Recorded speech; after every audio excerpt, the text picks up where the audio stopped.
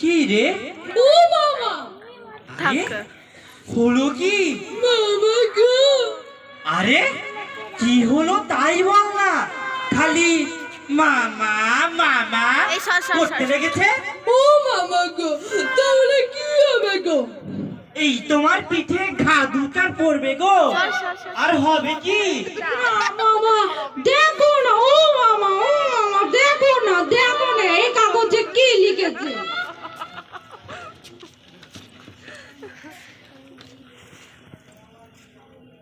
হাসছে।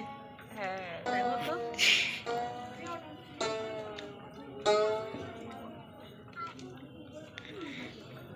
কি আবার লিখবে? ওদের যা খুশি তাই লিখেছে, তোর তা নিয়ে চেঁচাবার দরকার কি? শোনো না একবার কি বলছে ওরা। আমেরিকার কোন বিখ্যাত মানমন্দির হইতে সংবাদ আসিয়াছে যে তত্রস্থ দুর্বিজ্ঞান যন্ত্রে একটি ধূমকেতু দেখা গিয়াছে। জ্যোতির্বিদ পণ্ডিতেরা গণনা করিয়া বলিয়াছেন যে আগামী জুন মাসে এই ধূমকেতু পৃথিবী নিকটবর্তী হইবে এবং তখন পৃথিবীর সহিত তার সংঘর্ষ হইবে। হবে তো হবে, চশমা খুলে ফেললে কেন? তাতে চেঁচাবার কি হয়েছে? যদি ধূমকেতুর সঙ্গে ধাক্কা লেগে পৃথিবী চুরমার হয়ে ভেঙে যায় তাহলে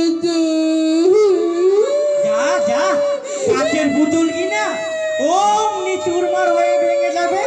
যদি ধূমকেতুটা ধুম করে আমাদের বাড়ির উপরে এসে পড়ে কিংবা ভূমিকম্প হয় কিংবা বাড়িতে আগুন লেগে যায় কিংবা পরেশ গাছের পাহাড় তোর মাথায় এসে পড়ে কিংবা তোর মুখের গোবর গুলো শুকিয়ে ঘুঁটে হয়ে যায়, তা কখন কি হয় কিছু তো বলা যায় না। এই তো গোবিন্দরও তো মামা ছিল, সেই মামা কত বছর ধরে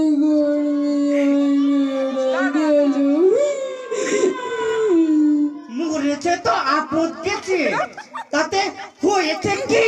না তাই বলছিলুম কি, এই সেদিন তো আমাদের জিমনাস্টিক মাস্টার বিলে হয়ে মরে গেল। তাহলে কে কতদিন বাঁচবে, কখন মরবে, কখন কি হবে কিছু তো বলা যায় না। ওরে বাবারে, এই যে একেবারে বৈরাগীর দাদা ঠাকুর হয়ে উঠলো দেখি। দেখ, কান ধরে এক থাপ্পড় লাগাবো। বাহ, ব্রজলালের বাবা যদি 1 মাস আগে মরে যেত তাহলে সাকি ব্রজলালকে সেদিন এমন চমৎকার সুন্দর একটি প্রাইজ দিতে পারতো।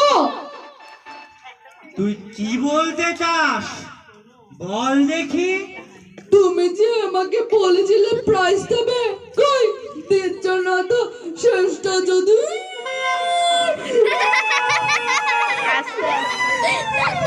থাম, সে কথাটা সরাসরি এক সময় বললেই তো হতো। তার জন্য ঢেঙানি ঘুমানি করে আমার ঘুমটা নষ্ট করবার কি দরকার ছিল? হ্যাঁ, প্রাইজ বাড়ি কোন যা যা।